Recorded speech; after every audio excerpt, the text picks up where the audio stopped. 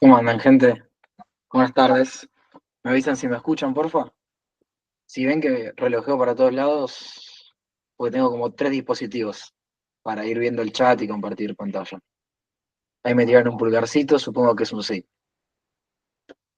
Perfecto. Deberían estar viendo la presentación.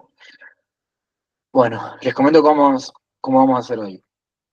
Ahí trajo una presentación sobre el tema de la FED de hoy, de la reunión. Vamos a ver un poco qué es lo que se dijo, qué es lo que se esperaba, qué es lo que se espera ahora para las próximas dos reuniones, porque recuerden que quedan dos más, una en octubre y una en diciembre. La FED se junta, digamos, se reúne 8 veces al año, más o menos cada 6 semanas. Y bueno, hasta ahora veníamos de 5 reuniones consecutivas en las que la tasa se mantenía en el mismo rango, de 4,50 a 4,25. Así que vamos a ver un poco eso. Vamos a analizar también con algunos gráficos qué pasa con la renta variable y con el mercado cripto cuando se empiezan a recortar las tasas, y cuando la Fed, que es el Banco Central de los Estados Unidos, empieza a adoptar una política mucho más expansiva y la correlación que tiene eso, lo vamos a ver con un gráfico de línea que es un poco más claro, eh, con esos activos, con los distintos índices de Estados Unidos y con las criptomonedas. Así que vamos a... Ahí estamos. Bueno, a ver. Fíjense que como les decía, como van a ver en el gráfico, eh, durante 5 reuniones, de forma consecutiva, la tasa se había mantenido en el mismo rango, y este es el primer recorte en lo que va del año, ¿no? Este es el primer recorte de tasas de 25 puntos básicos. Recuerden que siempre que se habla de puntos básicos, 25 puntos básicos sería un cuarto, o sea, 0,25. 50 puntos básicos es medio punto, o sea, 0,5. 100 puntos básicos es 1% en este caso. No sé, de bajarla de 5 a 4 sería recortarla a 100 puntos básicos. Entonces, hoy se recortó 25 puntos básicos. Fíjense que el dato previo era 4,50, como ahí están viendo. Se esperaba, ahora vamos a ver en la herramienta del FedWatch Tool, estaba prácticamente descontado, que esto es un detalle importante, que esté tan descontado un evento, ¿no? Se descontaba que se recorte 0,25, efectivamente se recortó 0,25. Eh, y como ven acá, fíjense que el año pasado tuvimos recortes como por 3, 4 reuniones a fin de año de forma consecutiva. Creo que se recortó en un año como 100 puntos básicos, me parece. Después se mantuvo, fíjense que se mantuvo en este rango. Ahora lo vamos a ver igual en TradingView y les voy a dejar los tickers si quieren tenerlo. Y se recortó en este punto. Ahora, ahora tenemos a Bitcoin en 116.200, lo estoy viendo de arriba. Fíjense que, a ver, ¿qué es lo que también se planteaba? Ok, nosotros tenemos la reunión de la Fed, siempre es importante porque el inversor que está invertido en renta variable, que está invertido en criptomonedas, espera justamente un recorte de tasas. Y siempre, si estuvieron en la cola anterior, que ahora les voy a dejar el link, hablamos un poco de esto de las expectativas y de el dilema que tiene la Fed, que creo que lo puse, está un poco más abajo, esto del mandato dual de la Fed, que siempre Powell todo el tiempo, vieron que nosotros tenemos la reunión de la Fed, se establece cuál va a ser la nueva tasa, si se baja, si se mantiene, si se sube, y a la media hora sale Powell a hablar con su propio speech y después con algunas preguntas que le hacen algunos periodistas.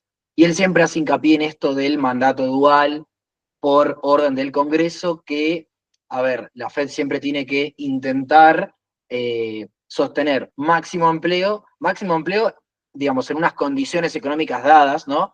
Dentro de los recursos que uno tiene, en un momento dado, favorecer la máxima cantidad de empleo posible, dados esos recursos productivos en ese momento en particular, porque tampoco van a ser metas utópicas, y la estabilidad de precios, que generalmente, en el caso de la Fed, se establece este porcentaje del 2%, que en un momento era, bueno, todos los años va a dar 2%, después se pasó a que en el largo plazo la inflación converja al 2%, y ahora se quiere volver a ese 2% anual. Entonces, dentro de esa estabilidad tenés el 2% y a su vez el máximo empleo. Entonces, en las últimas reuniones, Powell venía diciendo, ok, vamos a adoptar esta política más conservadora, de ir viendo los datos a medida que van llegando, y no tomar ninguna decisión antes de tener los datos sobre la mesa para ver si las políticas arancelarias efectivamente tienen un impacto concreto, porque uno puede decir, bueno, pero ojo con la inflación. Powell decía, ok, yo quiero ver que se traslade a inflación, que se traslade al PBI, que se traslade a los datos de empleo, esto de los aranceles. Y el último tiempo hizo hincapié en esto de, ok, nosotros tenemos este objetivo del 2%, que todavía no lo alcanzamos y de hecho tampoco está tan cerca. Ahora vamos a ver el dato de inflación que estaba rondando el 3%, o sea, tenés un 1% por encima de la meta fijada por la Fed. Pero ¿qué pasa? Siempre el dilema es este, nosotros tenemos estas dos variables y si en este caso las dos no están tan bien, como es el caso de la inflación, que no está tan cerca del 2%, y el tema del empleo, que últimamente se venía enfriando, ¿dónde se ataca primero? Porque las dos cosas no puedes atacar, porque de hecho son hasta en cierto punto contradictorias. La medida de recortar las tasas puede atentarte contra la inflación, o sea que se te seguiría disparando esa variable, pero ayudaría al empleo. Entonces, siempre si atacas una, suele ser levemente perjudicial para la otra variable, por lo tanto, siempre se están monitoreando y haciendo como una balanza, donde, bueno, saco de acá, pongo acá para que no se me disparen las dos. Y Powell decía, bueno, los datos de empleo que habíamos tenido, que cuáles son, en la página de Investing, en el calendario económico de Investing están, que son datos de desempleo, peticiones de subsidio por desempleo, las nóminas no agrícolas, bueno, obviamente el PBI, ventas minoristas, todos esos datos que tienen que ver con la economía real son los que se estaban enfriando. Entonces Powell decía, si bien es verdad que la inflación no está del todo controlada, se había estancado, pero tuvo un repunte sobre el final. La verdad que el desempleo está creciendo, las nóminas no agrícolas, es decir, la cantidad de personas que fueron contratadas fue mucho menor, creo que se generaron 22.000 empleos en el mes de julio, me parece, o agosto, cuando se esperaban 70.000. Las peticiones de subsidio, el último dato, es un dato semanal, o sea, es volátil, pero los últimos datos habían sido crecientes, o sea, había muchas más peticiones de subsidio por desempleo. Entonces, se decidió atacar la pata del máximo empleo. Por eso, hoy se tomó esa decisión. Y también, fíjense, ahora voy a mostrar el tema del FedWatch Tool, cuando estaba tan descontado, creo que el 94% estaba descontando eso, también hay un tema, porque ya hace como un mes que se venía descontando ese recorte. Entonces, si esa variable está tan esperada por el mercado, puede pasar que sea un sell the news, donde vos decís, ok, esto ya está descontado, entonces si se recorta 0,25 es lo que todos nosotros esperábamos. Entonces, ¿cuáles son las sorpresas que se pueden manejar en esos casos? Cuando vos tenés un 94% del mercado que esperaba ese recorte. Punto uno, que no se baje, o sea, que se mantenga. Obviamente que suba, que era algo que no iba a pasar, especialmente por lo del empleo, porque si uno se fija por lo de la inflación, uno tendría que decir, che, si la inflación se te está yendo de las manos, por lo menos no bajes. No te digo de subir, pero no bajes. Pero tenés la situación laboral y el PBI que se estaba enfriando, o sea, una contracción de la economía. Entonces, en esos casos, eso podría haber sido una sorpresa. O, por ejemplo, recortarla, pero un 50 puntos básicos, o sea, el doble de lo que se terminó recortando. Entonces, si ustedes ven, que ahora vamos a ver el gráfico de Bitcoin, la verdad que no tuvo una gran reacción en la temporalidad diaria. Después, para el que estuvo haciendo scalping, yo que estuve mirando en el gráfico, por ejemplo, de 1 minuto, 2 minutos, sí tuvo un mechón importante desde 115.500 hasta 116.200 para el que está haciendo scalping, pero después más o menos rondó entre los 115.800, 116. Entonces no tuvo una gran fuerza al alza. Pero ¿qué es lo que pasa? Siempre lo importante es lo que viene después del anuncio, que es esto de la entrevista de Powell. Y él en la entrevista dejó entrever que se están esperando, o sea, que están dispuestos a seguir recortando las tasas en lo que queda del año, que son nada más que 2 reuniones. Sí, Nosotros teníamos una expectativa de 3 recortes, y después con el tiempo se fue aminorando y decían, bueno, che, si hay una, me conformo, y ahora el mercado vuelve a esperar 3. Una es la de hoy, y ahora está esperando una más de otros 25 puntos básicos, o sea, 0,25 en octubre, y la última de otros 25 puntos básicos en la reunión de diciembre. Lo cual terminaría llevando la tasa más o menos en el rango del 3,5, 3,75. Que esto es un rango, para el que no sabe, lo que hace el FOM, que es uno de los organismos dentro de la Fed, es establecer un rango, en este caso 4,25, 4%, y después lo que hace por una cuestión de mercado, de oferta y demanda de liquidez, moverse en esos rangos. O sea, porque esta tasa, ¿qué implicancia tiene? Bueno, básicamente es la tasa a la cual los bancos se prestan entre ellos. Al banco que te sobra liquidez, le va a prestar liquidez al que le falta a una tasa. ¿A qué tasa? Bueno, en este caso, 4,25, 4%, todo esto anual. Entonces, las tasas, obviamente lo que se va monitoreando es que las tasas a las cuales los bancos prestan su sobrante de liquidez esté dentro de este rango. Si no, la Fed sale a intervenir a incorporar liquidez o absorber liquidez en el caso de que los préstamos entre interbancarios superen, o sea, por encima de la banda de 4,25 o perforen a la baja el 4%. Entonces siempre la idea es que se mantengan en ese rango, pero no es que la tasa es de 4,15%. Es en un rango, el rango lo fija el FOM, que es uno de los organismos de la Fed, pero después, ¿a cuánto se presta? Bueno, es una cuestión de oferta y demanda entre bancos.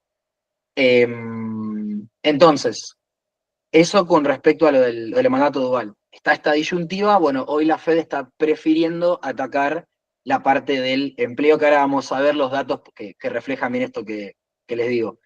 Entonces, en estos casos, por supuesto que va a tener un impacto positivo en todo el mercado cripto, en el mercado de renta variable, no así tanto en el de renta fija, porque ustedes piensen que si se bajan las tasas de interés, bueno, obviamente los bonos nuevos que se vayan emitiendo se van a emitir a esa tasa más baja. Entonces, lo que sí, ¿quiénes se benefician? Bueno, los tenedores de bonos existentes, los que ya tenían bonos de largo plazo, porque ya congelaron tasa. Entonces, no sé, hay alguno que quizás compró un bono hace meses al 5%, un bono, no sé, a 10 años al 5%, congeló tasa y la tasa está en casi el 4%.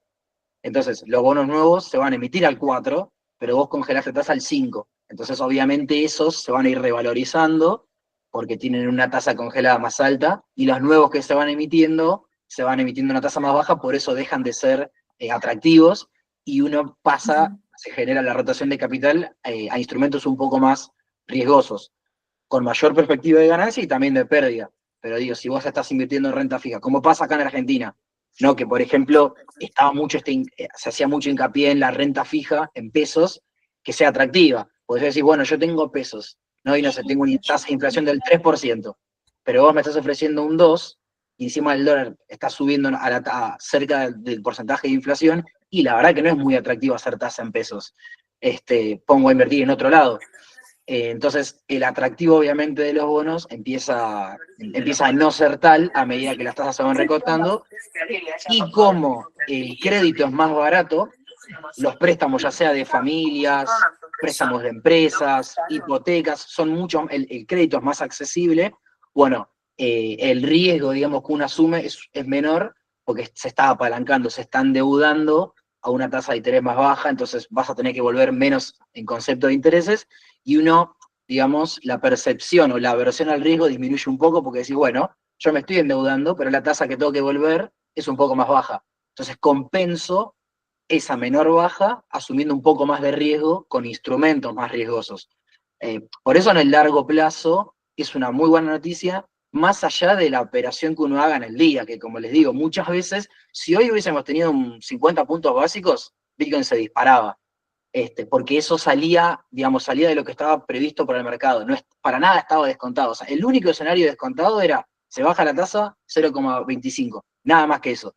Es lo que pasó, entonces no hubo mucho ruido, pero sí está bueno porque marca un antecedente para lo que queda del año. Porque en un momento era, bueno, se va a bajar al final porque ya estamos en septiembre, entonces se bajó hoy, y encima Powell abrió la puerta para seguir recortando, especialmente, que es lo que vamos a ver ahora, si la situación del empleo, lo que nosotros tenemos que procurar es que la inflación, digamos, no suba, por lo menos se mantenga, y que la situación del empleo y la situación de la economía en términos de ventas minoristas, por ejemplo, se mantenga estancada o se enfríe, para que, desde el punto de vista del inversor, ¿no? Para que Powell no tenga otra opción que seguir recortando, porque la variable del empleo se le sigue yendo para abajo. Entonces, ¿qué es lo que dijo hoy un poco en la entrevista? Las perspectivas para el empleo son a la baja, es decir, que se termina enfriando. La inflación tampoco está subiendo, decía, pero siempre ponderan esto. Bueno, tengo estas dos variables que se me están yendo de las manos, ¿cuál es la que está más lejos del objetivo que nosotros fijamos? Ok, el empleo. ¿Cuál es la que creemos nosotros que puede llevar un poco más tiempo en acomodarse? Ok, el empleo. Atacamos primero eso, bajamos las tasas. Entonces, esto por un lado, como les decía, que más allá de la operatoria de intradía, que uno puede decir, bueno, metí una operación en gráfico de 5 minutos, ni bien a las 3 de la tarde, cuando salió el anuncio, o 3:30, cuando empezó a hablar Powell. Más allá de eso, obviamente, digamos, el trade de este tipo de noticias es de acá a unos meses, como mínimo de acá a fin de año, especialmente si uno está analizando el ciclo de Bitcoin, por lo menos de acá hasta que termine el año. Todo lo que será el cuarto trimestre, que por una cuestión cíclica, primero de Bitcoin, del ciclo de 4 años que tiene, con el halving. Y después también en el mercado de acciones, por lo general, por una cuestión estacional, cerca de las fiestas suele haber un rally alcista. Entonces, sumado al recorte de tasas, bueno, ahí es donde uno tiene que especular, más allá de la operatoria del corto plazo, digamos. Eh, Después, bueno, esto es lo que yo les decía, más que nada para que sepan cómo funciona, o sea es la tasa de, obviamente esto está anualizado, pero es proporcional, como no sé, la caución en Argentina, por ejemplo, la TNA es anual, pero vos haces caución a un día, entonces vos vas a ganar la proporción de ese porcentaje anual aplicado a un día, obviamente. Eh, entonces, nada, se mantiene este rango y después los bancos se van prestando entre sí dentro de este rango que fija la Fed.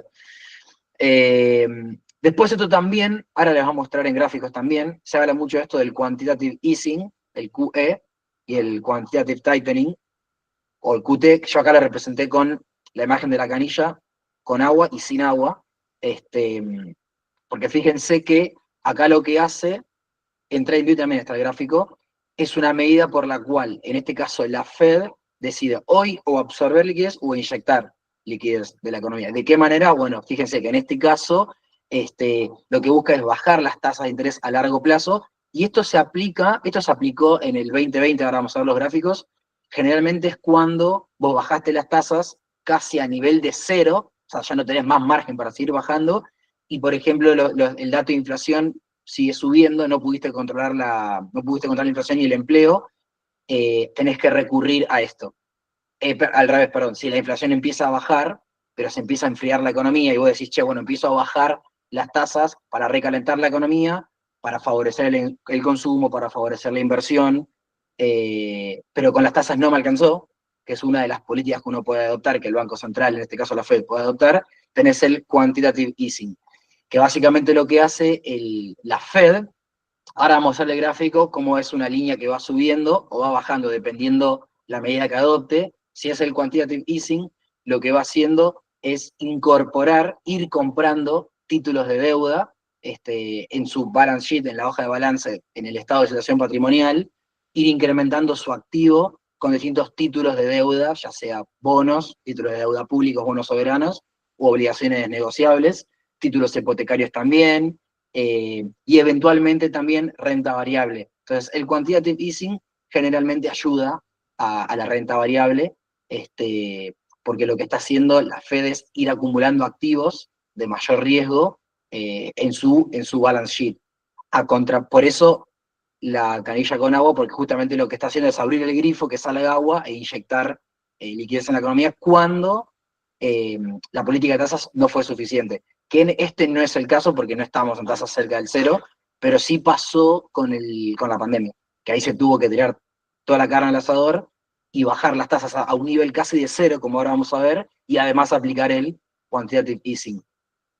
Y obviamente lo opuesto es el quantitative tightening, que lo que justamente hace es cerrar el grifo, absorber la liquidez, y ahí lo que hace la Fed, que vamos a ver el gráfico, de líneas como cae, es desprenderse de activos. El balance sheet de la Fed, la parte de activos, se va desprendiendo de esos activos, que Powell dijo que todavía eso lo van a seguir haciendo, de desprenderse de activos, para drenar un poco la liquidez, porque imagínense que en el quantitative easing lo que o lo que hace la Fed es comprarle títulos al banco, entonces lo que hace la Fed es quedarse ahora con los títulos. Todo el cash, toda esa liquidez va al banco, que después eso se traduce en créditos, por ejemplo. O sea, se drena la economía con liquidez, y la Fed, en vez de tener el cash, lo que tiene son los títulos de deuda. Mientras que de esta forma, con el tightening, es al revés. En vez de comprarle estos títulos al Banco Central, o sea, intercambiar cash por títulos y quedarse con los títulos, lo que hace es, punto uno, o dejar que venzan, o sea, vos tenés un bono que vence en tal fecha, o una obligación negociable, por ejemplo, que vence en tal fecha, y vos no lo renovás, vos esperás que venza, y obviamente cobras el capital más el cupón más el interés, y eso es efectivo que aparece de vuelta, pero no se lo queda el banco, se lo queda la Fed, porque no hacen el intercambio. La Fed o directamente la Fed lo que hace es venderlo y quedarse con el efectivo. Entonces hace la operación inversa. Del activo salen los títulos al mercado y entra al activo cash. Y en el quantitative easing al revés. Al activo entran los títulos, al activo de la Fed, y al mercado entra cash. Entonces, por ejemplo, en el 2022 se implementó esto porque pasó lo opuesto al 2020. Tenías una inflación del 9%, que era el máximo de los últimos 40 años en ese caso.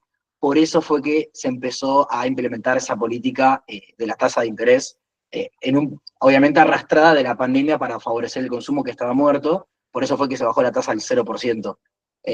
Y a partir del 2022 fue que a día de hoy sigue estando el quantitative tightening.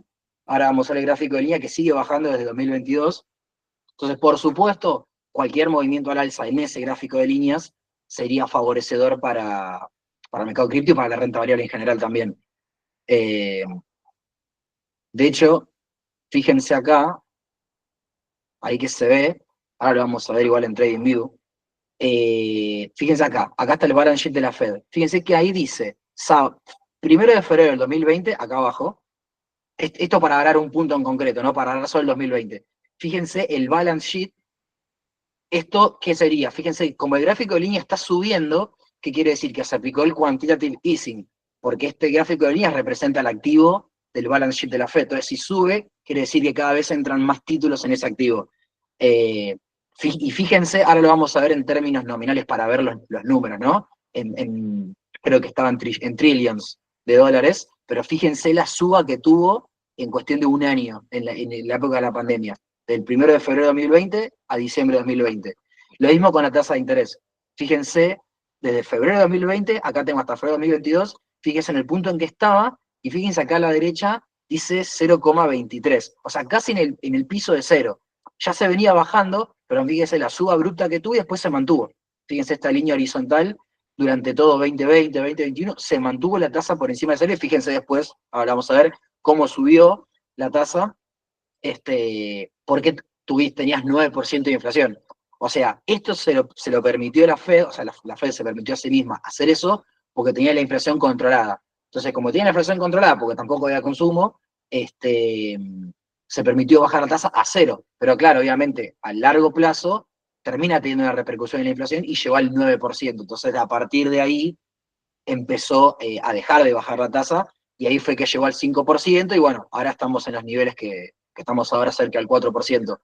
Pero esto para poner un ejemplo concreto en el caso de la pandemia. En el 2008 pasó lo contrario, pero bueno, como no estaba Bitcoin en ese momento, no tiene sentido mostrarlo, porque quiero mostrarles el gráfico de los índices de Estados Unidos, pero también el de Bitcoin, y en la crisis de los créditos subprime, Bitcoin todavía no había nacido. Fíjense la tasa de inflación.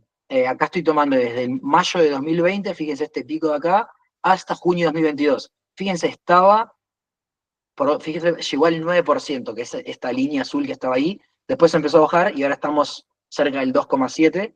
Pero fíjense, la contracara de esto que estaba acá, de la tasa de interés, de llevarla al 0%, bueno, es esto. Tuviste una tasa de inflación que obviamente no fue en un año, fue en 2 años, o año y medio, llegó al 9%. Y la contracara también de eso es la tasa de desempleo. Es la situación en la que estamos hoy.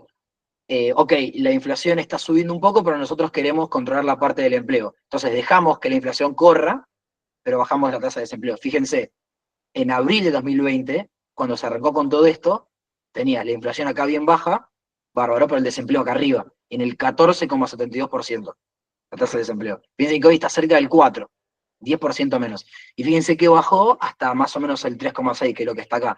Desde abril del 20 hasta enero del 2022. En casi 2 años, del 14% al 3%, pero obviamente la inflación pasó del 0,1% al 9%. Que esta es la balanza que uno tiene que, o sea, lo que tiene que poner en la balanza la Fed todo el tiempo para decir, ok, ajusto acá y sé que esta variable va a subir, y cuando vea que suba demasiado, ajusto en esa y que la otra caiga, para más o menos, porque obviamente tenerlo en los objetivos exactos es muy difícil. Entonces lo que se hace es que más o menos las dos variables ronden el porcentaje, el rango estimativo de la Fed, que en el caso de la inflación es el 2%, eh, sin que suban demasiado uno ni caiga demasiado el otro. En este caso, bueno, la decisión fue de recortar las tasas para que esto pase, para que empiece a caer un poco la tasa de desempleo y ver hasta dónde te aguanta la inflación. O sea, ir viendo los datos mes a mes de inflación para decir, che, bueno, hasta acá, hasta este nivel de inflación toleramos, bueno, ahora como mínimo empezamos a sostener la tasa en este nivel, dejamos de bajar, siempre que tengas la contrapartida de que el desempleo empieza a bajar, ¿no? Que es lo que vos querés, y que por eso asumís este riesgo, este costo político, digamos, de recortar las tasas. Eh, Así que ahora vamos a pasar a la parte de los gráficos. Yo voy viendo el chat por si hay alguna pregunta. Voy a compartir acá, TradingView. Y les voy a mostrar un poco también estas métricas que les acabo de mostrar, pero bueno, con un poquito más de detalle. Fíjense, yo acá tengo, bueno, una lista que se llama Economía, y acá hay algunas de estas métricas de economía de Estados Unidos. Por ejemplo, la tasa de interés, que fíjense, acá está el ticker, USINTR, que es la abreviación de todo esto, United States Interest Rate. Fíjense, vamos a sacar los indicadores para tener más espacio. Ahí va.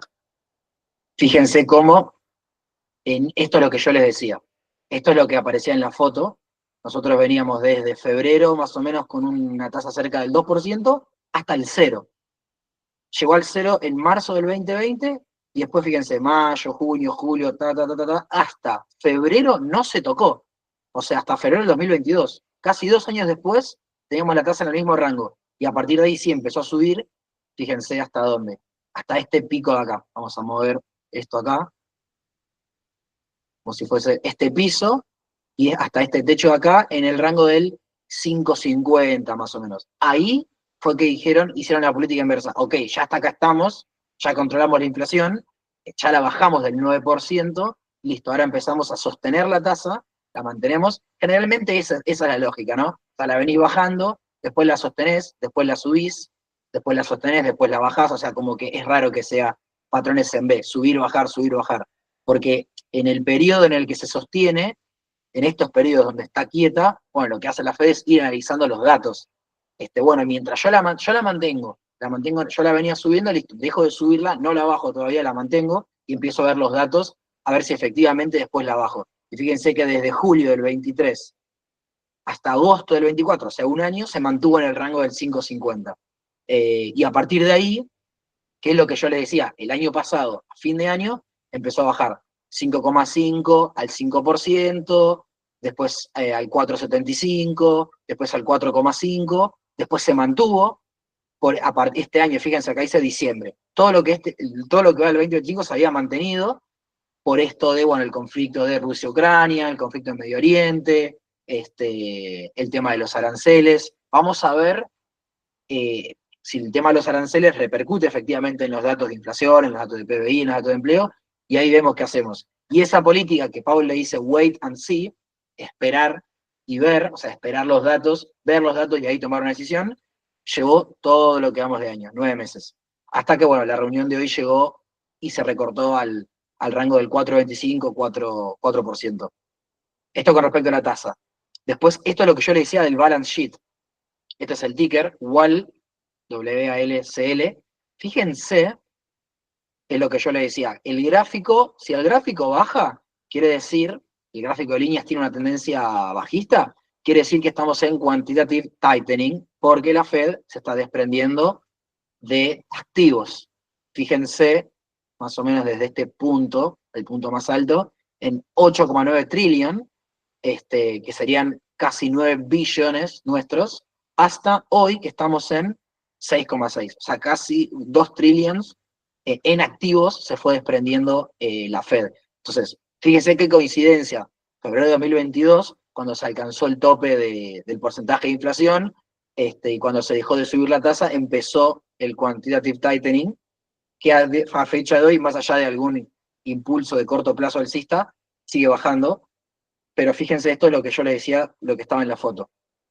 Desde este piso en más 3,8 trillones para redondear, hasta casi 9, o sea, 3 veces, o sea, se triplicó en cantidad de dólares el balance sheet de la Fed.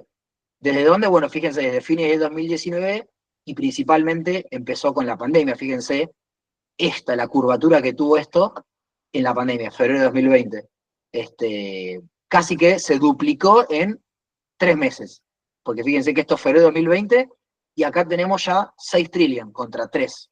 O sea, se duplicó en cuestión de 3 meses, de un trimestre. Y esto siempre está bueno verlo, fíjense, esto es el balance sheet. Si yo pongo acá, por ejemplo, le superpongo el gráfico de Bitcoin, a ver si me carga, esto está bueno para poner un poco en perspectiva, ahora vamos a hacer con las demás variables, qué es lo que fue pasando a la par de que subía el precio de Bitcoin o bajaba el precio de Bitcoin, qué iba pasando con estas variables. Vamos a usar mejor, a ver. Fíjense ahí, bueno, en este periodo, acá se va a ver, fíjense este periodo en el que Bitcoin subió, que fue justamente el bull market anterior, más o menos de febrero de 2020 hasta octubre de 2021, fue el periodo que está marcado con estas líneas en el que el balance sheet fue subiendo. De hecho, capaz con esto queda más claro. Nada, fíjense toda esta tendencia alcista que tuvo Bitcoin y fíjense la tendencia alcista del balance sheet. Mientras que a partir de que se empezó con el quantitative tightening y empezó a caer este gráfico, empezó a caer también el de Bitcoin. No es una correlación 100%, o sea, 1 a 1. Por supuesto que esto suba favorece a Bitcoin, pero bueno, Bitcoin también tiene su propio ecosistema con el tema de los ETFs, ahora con el tema de las reservas corporativas, las empresas que están acumulando en sus tesoros eh, Bitcoin, el tema del halving, el tema de la minería, o sea, inversores institucionales en general, y su análisis cíclico, ya tiene como ahí sus propias condiciones, pero estos son condimentos que uno le agrega, además de, por ejemplo, el tema de las tasas de interés. Acá lo mismo, por ejemplo, fíjense, también interesante, el tema de la tasa de interés, mientras se subió, que fue febrero de 2022 hasta julio de 2023, fíjense si yo le superpongo el gráfico de Bitcoin, que creo que ahí ya lo puse, debería cargar. Ahora igual lo vamos a ver específicamente en el gráfico, pero van a ver cómo acá sí tuvo una correlación inversa.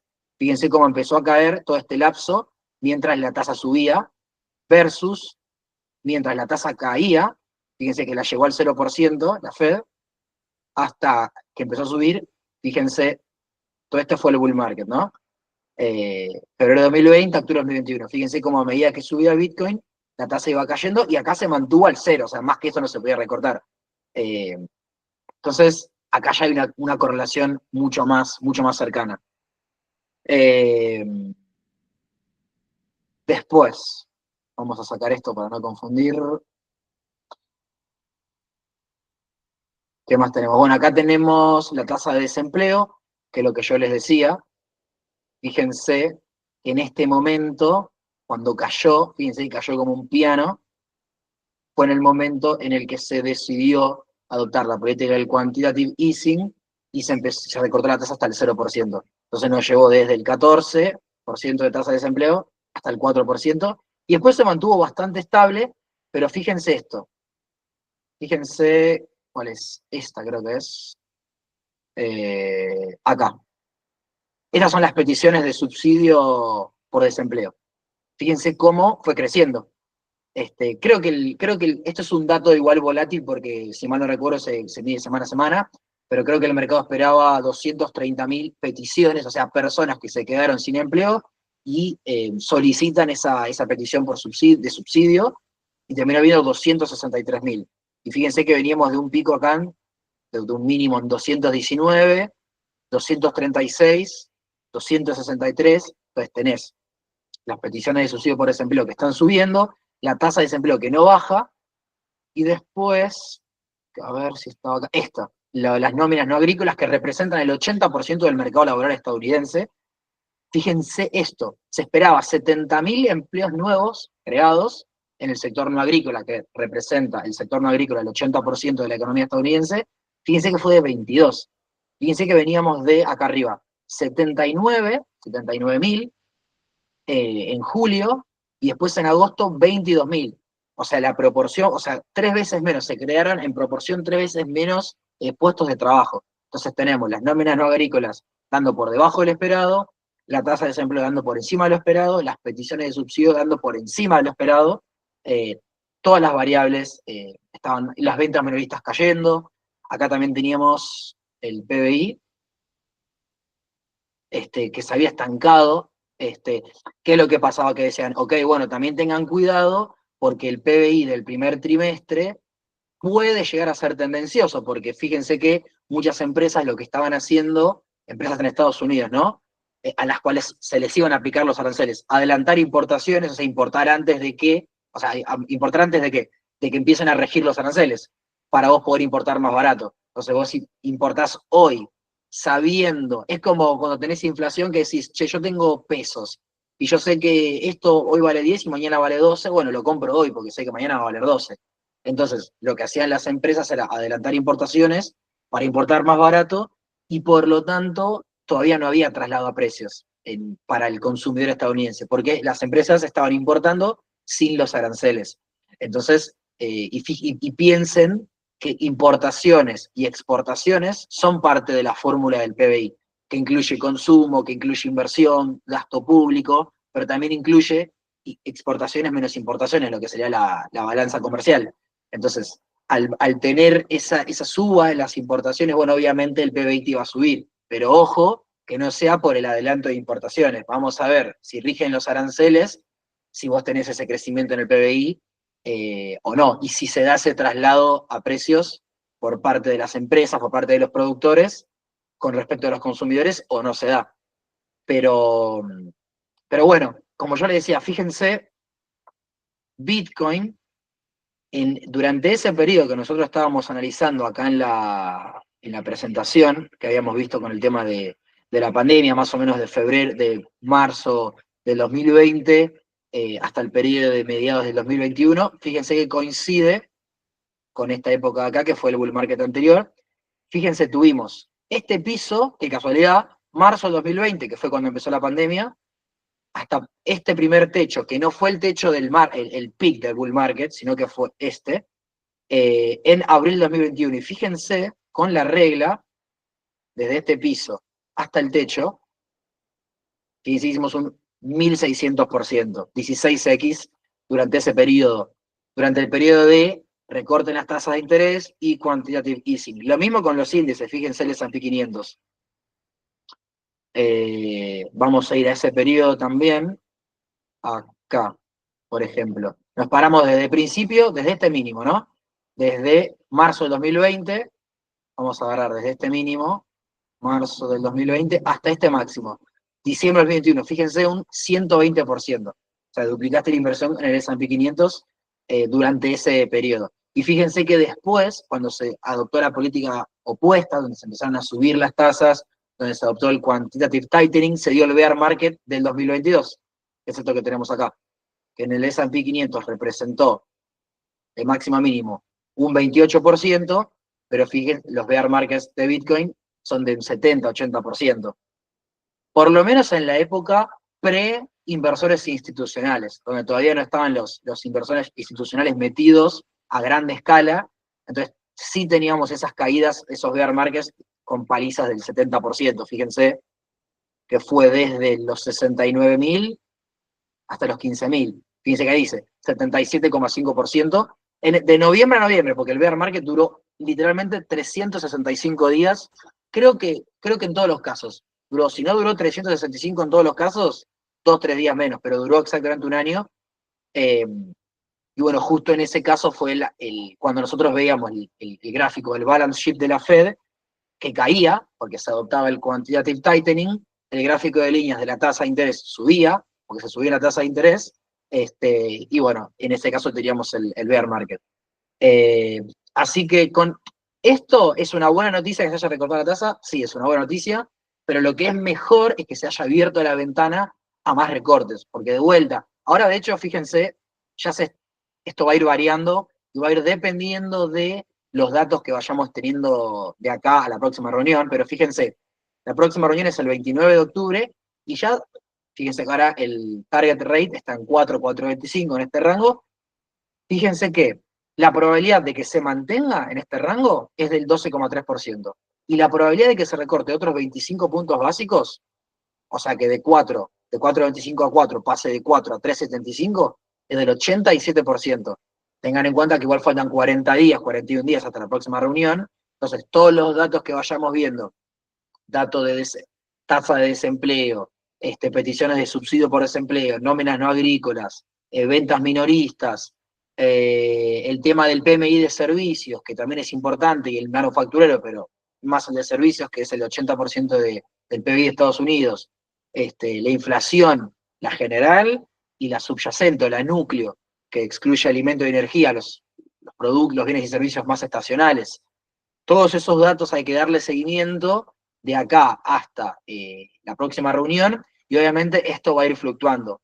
A medida de que el mercado vea, che, lo del desempleo todavía no está muy acomodado, bueno, esto se va a mantener alto, porque las chances de que se vuelva a recortar van a aumentar.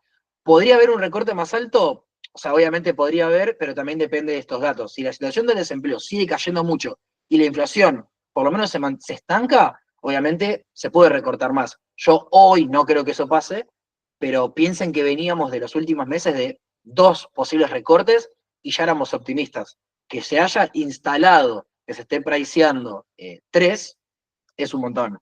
Principalmente porque además por una cuestión temporal coincide con esta cuestión estacional que yo decía de las acciones cerca de las fiestas, o sea, de fin de año, y la cuestión cíclica de que generalmente en los bull markets de Bitcoin, el punto más alto se alcanza en el cuarto trimestre, en el último trimestre del año siguiente al halving. El halving fue el anterior, el 2020, el año siguiente es el 2021, bueno, el punto más alto se alcanzó en el último trimestre del 2021, noviembre-diciembre. Lo mismo con el halving en 2016. El punto más alto se alcanzó en 2017, fin de año, noviembre-diciembre.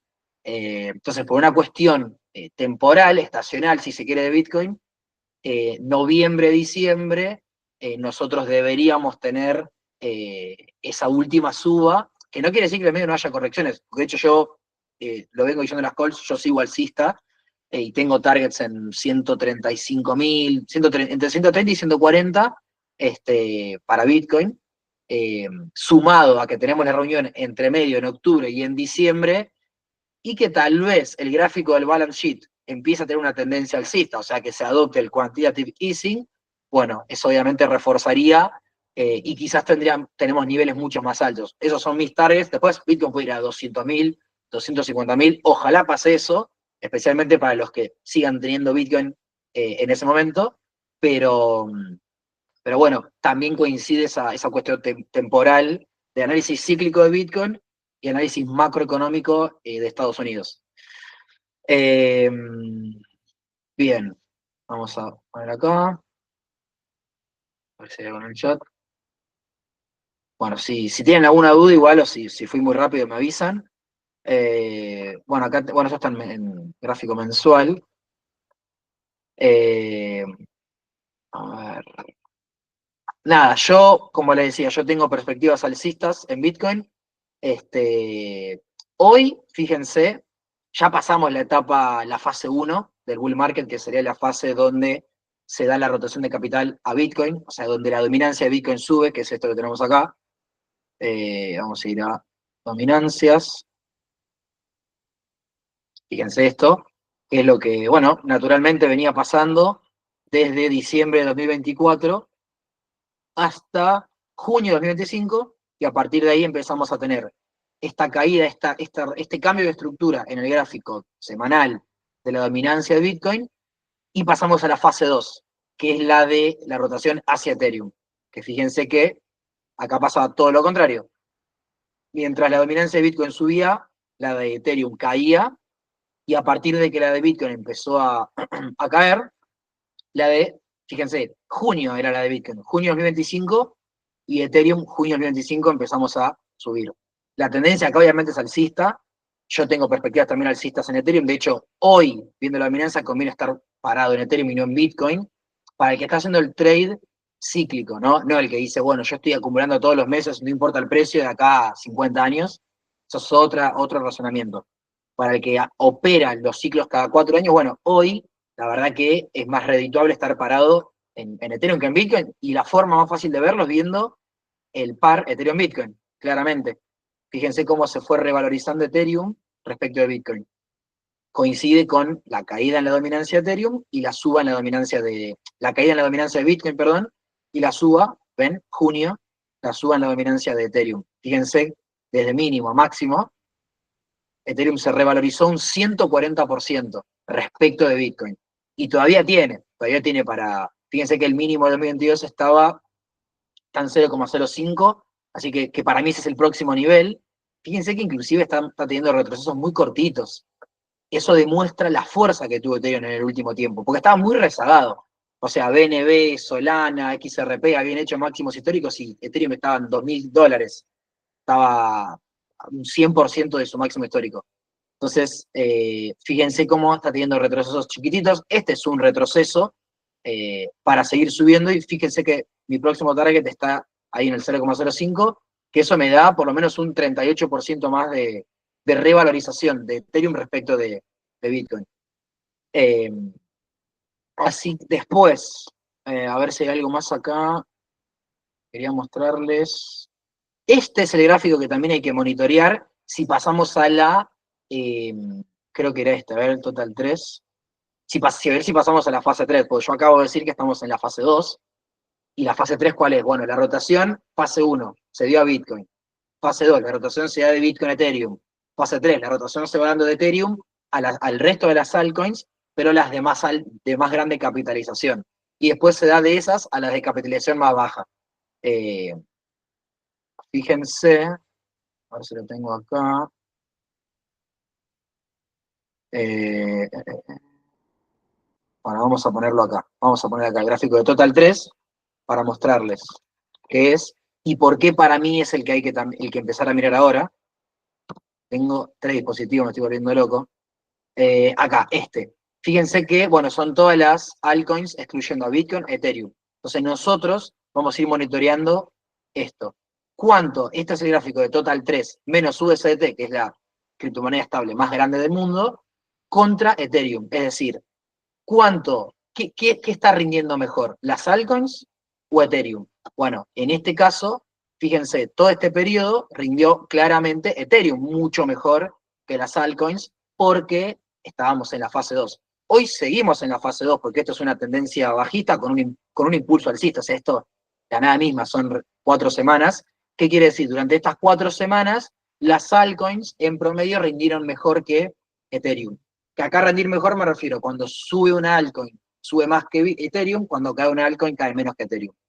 Eh, lo que habría que ver, que debería suceder para tener la alt season, es algo tal que así.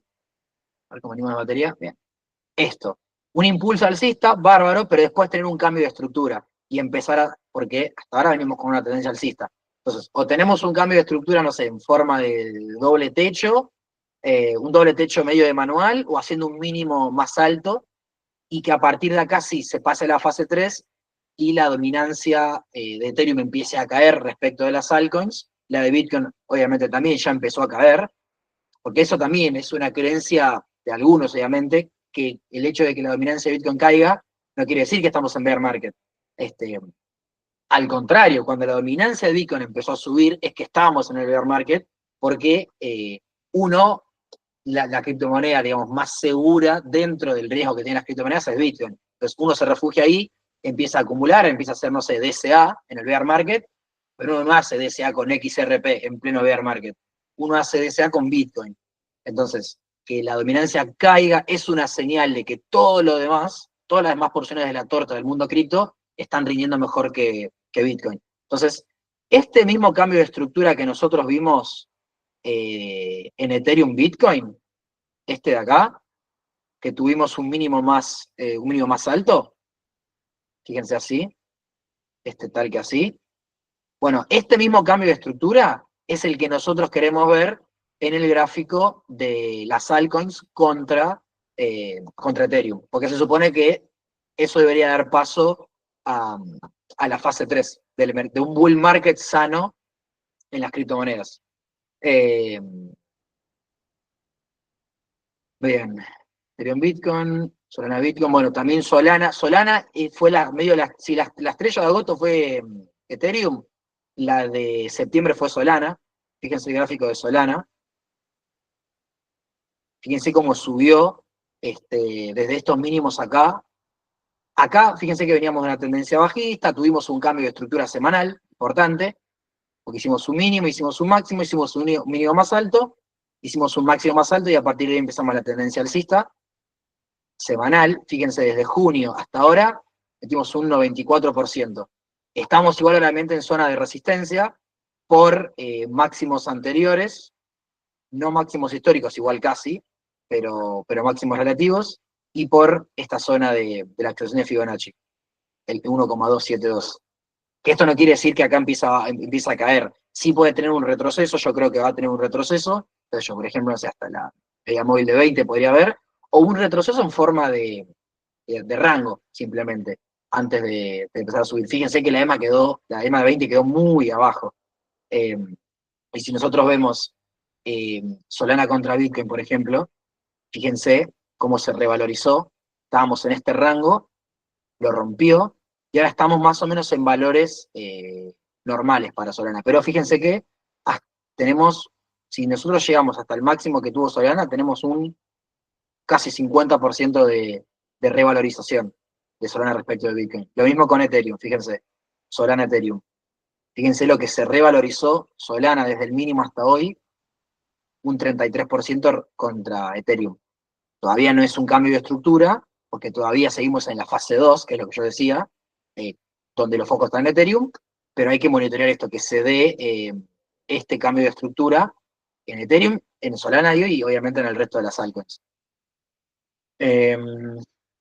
Y después, también algo importante que les quería mostrar, a ver si se... Bueno, acá, algo que preparé, así un portfolio que preparé medio rapidito, como para que tengan. Obviamente lo armé hoy, pero con precios viejos, por eso los rendimientos claramente, no lo puse a precio de hoy, por el tema del metafolio, que no sé si saben, pero bueno, vieron que los chicos de MetaMind avisaron que el 20 y el 21 de septiembre se va a estar abriendo la plataforma para todos, para que tengan acceso a los cursos, a las clases en vivo, que están grabadas, y también al metafolio, para que lo prueben.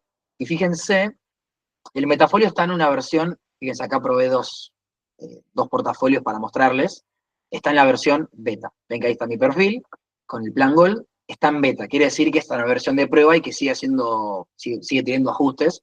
Por eso está bueno que lo prueben y cualquier feedback que tengan nos lo pasen para que los chicos le vayan agregando funcionalidades. Pero a grandes rasgos, fíjense, algo bueno que le pusieron es esto, fíjense que dice portfolio IA Insights, yo se lo puedo desactivar, yo lo tengo activado, y tanto al mail, o sea, en el mail nos va avisando, nos hace como un resumen de nuestro portafolio y nos dicen si, por ejemplo, si le falta diversificación, si está muy concentrado en un solo activo, si está bien diversificado, va haciendo como un análisis de lo que cree que pasa con nuestro portafolio, pero además tenemos estas noticias que están buenas, porque lo que hace el metafolio es ver qué activos tenemos en el portafolio y darnos noticias que la IA considera que pueden afectar a esos activos que nosotros tenemos.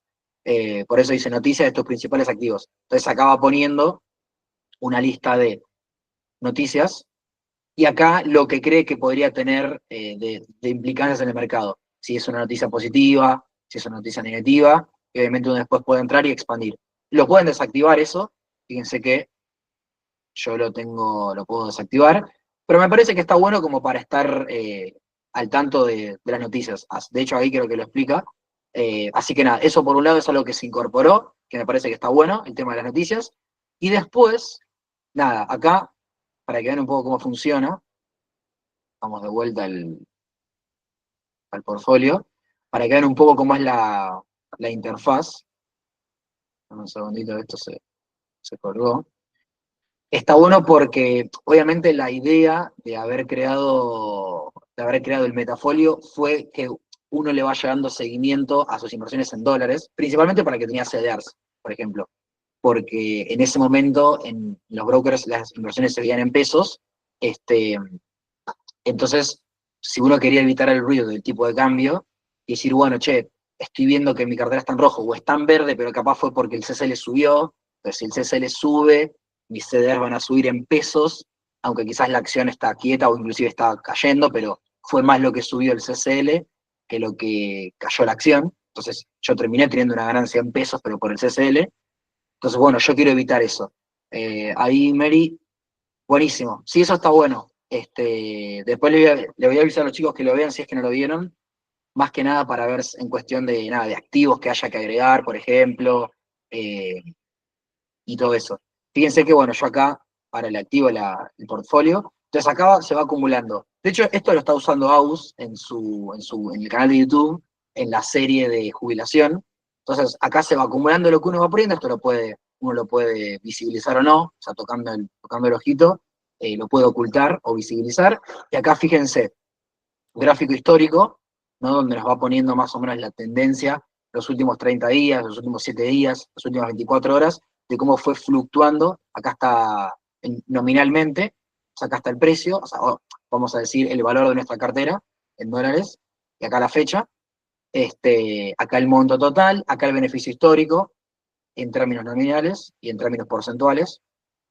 Y después, ahora vamos a ver si uno baja, fíjense que en asignación, eh, vamos a ver todo, en la primera columna tenemos todos los activos, y después lo va segmentando en cuanto a si es acciones o en cuanto a si es cripto. O sea, lo podemos ver todo en uno, o si queremos ir a la solapa de cripto y ver solamente de todo nuestro portafolio cuánto es de cripto, nos lo pone. También nos pone un gráfico de torta, que va viendo cuál es el porcentaje que tenemos en cada activo, y en función de ese gráfico de torta, después nos mandan un mail diciendo, che, fíjate que tenés mucho en cripto, probá de diversificar. Después, cada uno hace, digamos, lo que quiere, pero los consejos que da la IA acá en el Metafolio son en función de ese gráfico de tortas. A ver, vamos a darle a refrescar. Eh, bien, un segundito, mientras voy leyendo el chat, a ver si queda algo. Ahí me está cargando. Bien, perfecto. Vamos a compartir de vuelta. También por estas cosas, porque si ahora se va a abrir la plataforma para todos, obviamente lo va a usar un montón de gente, entonces también es una forma de ver la robustez de la página. Si de repente entran 300 personas a usarlo y se cae, bueno, para ver de optimizarlo un poco más y de que eso no pase, porque va a entrar mucha gente de golpe en cuestión de 2 días. Fíjense esto, la asignación va poniendo el porcentaje, ¿no? 35% en Bitcoin, 20% en USDT, 16% en Solana, el gráfico de tortas, y acá lo de los activos. Fíjense que lo va poniendo con etiquetas, cripto, cripto, cripto. Por lo general es bastante preciso. Acá también el rubro, tecnología, consumo defensivo, sector industrial, servicios de comunicación, por ejemplo acá. Eh, y después, acá está todo, por ejemplo, acá agrupa todo. Pero si yo digo, no, solamente quiero ver las cripto, bueno, va poniendo esto. Con las cripto y yo quiero ver solamente acciones, fíjense, Meta, Intel, Coca-Cola, Disney, AT&T, Micron Technology, etc. Después, sí, también algo que hay que agregar es el tema de, que no sé qué tan difícil es, la verdad, pero que sé que muchos le habían pedido, que era el tema de renta fija argentina, que eso no está, fíjense que está en criptomonedas y acciones, sí que eso también se tiene que agregar, pero por ejemplo, insisto, el uso, o la idea fue para los CDRs principalmente, entonces, ¿cómo será la lógica? Van a agregar transacción, entonces dicen, no sé, yo tengo Apple, por ejemplo, ¿no? O sea, yo quiero poner el CDR de Apple, que por ejemplo acá está.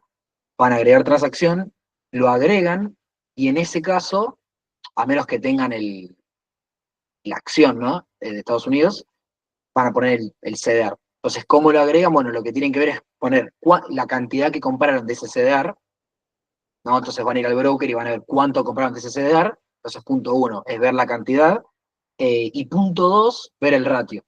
que cómo le va en el ratio acá en esta página, la página del banco Comafi. Vieron que todos los CDRs tienen un ratio. Entonces, si yo agarro, pongo Apple, fíjense que acá, Apple Inc., el ratio es 21. Entonces, lo que uno hace es decir, bueno, no sé, compré, por ejemplo, vamos a poner, compartir esta pestaña, compré, no sé, voy a hacer la cuenta así, compré, no sé, 4 CDRs de Apple. Esa es la cantidad que me aparece en el broker. Y yo sé que tiene un ratio 21. Entonces lo que hago es agarrar la cantidad y dividirla entre el ratio. 4 dividido 20 me queda 0.2, 0,2. Entonces yo compré 0,2 de Apple. Y fíjense que acá puedo poner la fecha en la que lo compré y el precio. Y acá puedo poner compra o venta. Y esto es lo que yo hice hoy para mostrarles el portafolio. Porque algo importante, si yo pongo la fecha de hoy, eh, obviamente me va a poner que tuve una ganancia monstruosa porque de golpe van a haber entrado $47. Y no es que no es que yo gané $47. Yo lo que hice fue, por ejemplo, comprarla hace un año, no sé, a 40, y hoy está a 47. Entonces yo gané $7. Entonces, si yo pongo la fecha correcta, el metafolio me va a mostrar esos $7. Porque yo le puse cuándo la compré. Entonces, si ustedes lo único que hacen es modificar esta variable y lo dejan así, van a decir, che, tengo una ganancia del 1000%, claro, porque compraron todo hoy, entonces lo que hace es ponerle el precio actual del activo como ganancia. Es como si pusiera que compré Bitcoin a 100.000, de golpe entraron $100.000 a mi cartera, y no, yo no compré a 100.000, capaz compré a 50 y hoy está a 100. Entonces lo que gané fue un 50%. Eh, y en el caso de que hubiese comprado un Bitcoin, gané 50.000, en todo caso, no 100.000. Entonces ponen la cantidad, ponen el precio, y fíjense cómo les hace la cuenta. Esta cantidad a este precio es esto. Van a decir, che, pero yo no compré hoy. Bueno, listo, lo que hacen es, opción uno, o se van a TradingView, van a la fecha donde lo compraron. Si tienen la versión paga, van al gráfico de 1 hora, si quieren ser re precisos, y se fijan, en el broker está la hora en la que lo compraron, en el historial de transacciones, y se fijan al precio en el que lo compraron en dólares, ¿no? En esa hora, en TradingView. Si no, pueden ir al gráfico diario y hacer más o menos un promedio y decir, bueno, lo compré a este precio más o menos promedio. Y si no, la otra opción, yo la he utilizado y me parece que está buena, principalmente si quieren ser más precisos, es ir al historial de transacciones del broker, ver cuánto gastaron en pesos, tienen la fecha de cuando lo compraron, y se fijan, yo uso ámbito financiero, creo que es que uso, y cuánto estaba el dólar CCL en ese momento. Entonces ponen dólar CCL ámbito financiero, les va a aparecer como un gráfico histórico y ponen la fecha. Si yo compré, no sé, el 4 de marzo de 2024, bueno, voy al gráfico, pongo 4 de marzo de 2024, me fijo cuánto estaba el dólar CCL en la fecha en la que yo compré en pesos y divido la cantidad que gasté en pesos, no sé, gasté 100.000 pesos en Apple, lo divido por el tipo de cambio. Pónganle que estaban 1.500, hago esos 100.000 pesos, divido en 1.500 y ahí voy a tener un valor en dólares. Y ese es el valor que voy a poner acá, que directamente lo pongo en esta forma. Eh, o con el precio lo mismo. Se fijan cuánto estaba el precio en ese momento en el broker, les va a decir a qué precio lo compraron, dividen el precio en pesos, porque ustedes lo compran en pesos, por el CCL, y ahí les va a quedar el precio en dólares de Apple. Y lo que hacen es ponerlo acá. Dicen, no, Apple en ese momento estaba, no sé, 180. Ah, listo, entonces son $36 los que vos invertiste. Entonces, cuando yo le doy a agregar, me va a poner que yo compré a 36 y hoy está a 47. Por ejemplo, así, miren. Y ahí me va a hacer el ajuste y decir, vos ganaste tanto, porque vos ganaste $10, no ganaste los 47, porque no compraste una entera hoy, por ejemplo. Y fíjense cómo ya se agregó. Y ve en lo que les decía, $11 gané nominal. Fíjense que me dice, acá también te pone el precio por medio de compra, no sé, en Solana 65, en Bitcoin 20.000, en Ethereum 2.000, les pone el precio por medio de compra, cuánto es el monto que tenemos actual invertido, en dólares, cuánto es la cantidad en ese activo, la variación en 24 horas, el precio, y después cuánto ganamos en términos nominales y cuánto ganamos históricamente en el porcentaje. Entonces, en Apple, que yo lo agregué recién, gané un 32%. ¿Por qué? Porque yo dije que compré a 36 y vendí, no vendí, lo sigo teniendo y hoy está, y hoy eran 47, por ejemplo, dólares, si ponía esa misma cantidad al precio de hoy. Entonces, gané 32%, pero en dólares eran 11,6%. por la cantidad que compré, obviamente es el proporcional. Y en las últimas 24 horas cayó un 0,12%. Después puedo hacer lo mismo con la venta, obviamente voy a venta y va a tener la transacción como venta, y si yo quiero editarlo o eliminarlo, o no lo tengo más, voy acá a la flechita, y pongo la opción de editarlo, porque no sé, capaz me equivoqué con los montos, entonces lo quiero cambiar y eso se va a reajustar. Fíjense acá, en acciones, aparte de editar, digo, no, che, yo me equivoqué, no compré 0,2, yo compré 0,3. Ah, listo. Entonces yo invertí 54. O, bueno, compré menos, 0,1. A este precio, sí. Listo. Ah, entonces yo gasté 18. Y así lo que ustedes quieran. Capaz se equivocaron con el precio, se equivocaron con la cantidad o con el tiempo. Y si no, esto. Acá borrar, confirmar, listo. Y ahí desaparece de nuestro activo, de nuestro portafolio, digamos. Eh, Así que nada, está bueno. Y a ver, también la idea del feedback sirve mucho porque la idea de esto es no tener que usar el Excel. Entonces, si uno ve que hay determinadas funcionalidades que, por ejemplo, están en el Excel y no en el portafolio, che, me gustaría hacer este cálculo, todo eso tírenlo, se lo comunicamos al equipo de IT y después ellos obviamente van a ver qué mejoras son más viables, ¿no? Qué mejoras en términos económicos y técnicos son viables de hacer. Pero, pero siempre sirve esas cosas. Activos que quizás de pronto no figuren, porque esto usa una API que trae los datos, así como dijeran, no sé, vieron que en Excel, por ejemplo, se usa Yahoo Finance para traer datos de Yahoo Finance, con la fórmula, bueno, acá lo mismo. No sé de dónde se extraen, pero con una API se extraen datos, que es lo que hace que el metafolio sepa cuánto está el activo y todo, pero capaz falta algún activo, entonces eso también lo pueden dejar. Porque como dice acá, aún es beta la versión, así que está en constante actualización. Eh,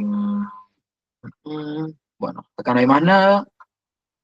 Y bueno, creo que a día de hoy se pueden crear dos, pero bueno, eso también podría ser que después se pueden agregar más, eso también sería una buena mejora. Pero a día de hoy se pueden hacer dos, se les puede cambiar el nombre y se les puede cambiar el avatar también. Yo tengo dos porque es el máximo, acá le pueden cambiar el avatar y el nombre también. Eh, Bien. Bueno, eso con respecto al metafolio. Eh, Después, otra cosa, déjenme un segundo. Les voy a mandar un forms que está bueno para que completen con respecto a cursos. Eh, Van a ver que hay una lista de profes que ya dieron cursos en Metamind. Está Unatoli, está Joven Inversor, Joven Inversor, como se llaman, dos personas distintas. Está Cristian Orber, está Martín de Clave Bursátil, etcétera.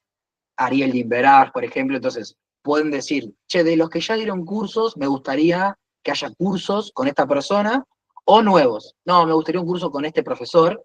Entonces pueden sugerir profesores como temáticas también. Así que ahora se los voy a mandar para que lo tengan y nada, lo completen. Eh, Más que nada nosotros nos encargamos de eso en función de lo que vayamos viendo en términos de profesores, o si por ejemplo quieren modalidad también en vivo, porque también tiene un montón de clases asincrónicas, pero si de repente quieren clases en vivo, nada, también se puede hacer eso, sin problema. Así que ahora, para cuando me cargue WhatsApp, se los mando.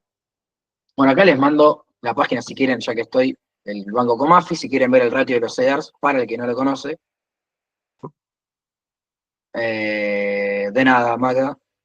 Después también les voy a mandar la PPT, que le puse de todo, o sea, hay un montón de teoría, no hay tanta teoría, no está tan cargado, pero yo le puse varias cosas, por si a uno le interesa, chumearlo después.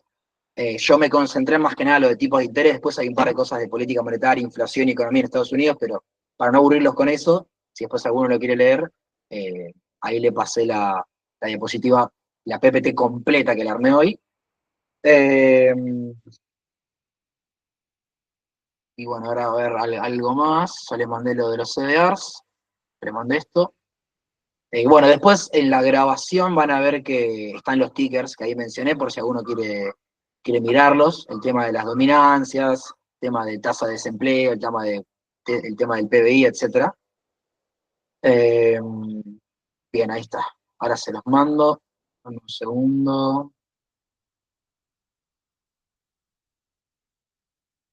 Mientras voy a leer el chat si quedó alguna duda, o si, bueno, con algo fui muy rápido o poco claro, me avisan. Igual, obviamente está todo grabado, está la transcripción, va a estar el chat, va a estar todo. Eh, pero bueno, por si acaso, vamos a... Ahí va. De hecho, ya que estamos, lo puedo... Ahí está. Ahí les mandé el formulario como para que lo completen y que vayan dando ese feedback de qué profe les gustaría que se sumen, o bueno, si quieren algún curso con algún profe que ya está, algún tema nuevo, eh, nada, o inclusive para las calls. Y acuérdense también esto para el que pruebe el metafolio, para el que ya lo tenga, para el que lo decida incorporar, porque recuerden que uno puede incorporar el plan Gold. Hoy hay solamente dos planes, el Gold y el Metafolio. El plan Gold incluye todos, cursos, clases en vivo, WhatsApp y Metafolio. Y el Metafolio, que es un servicio aparte, se puede contratar como Netflix, solo incluye el acceso al Metafolio. Que muchos preguntan eso, che, compré el Metafolio, pero no puedo acceder a los cursos. No accedes a los cursos con el Metafolio, ni a las clases en vivo, ni al WhatsApp. Contratás solamente ese servicio. Si querés tener un tracker de inversiones, contratás solamente eso. Eh, sea cual sea el caso, ya sea que porque tienen el Gold o el Metafolio, o ahora que se abre la plataforma 2 días, lo usan, nada, si ven que hay algo que les gustaría agregar en términos de activos o alguna funcionalidad más, nos avisan. En un segundo.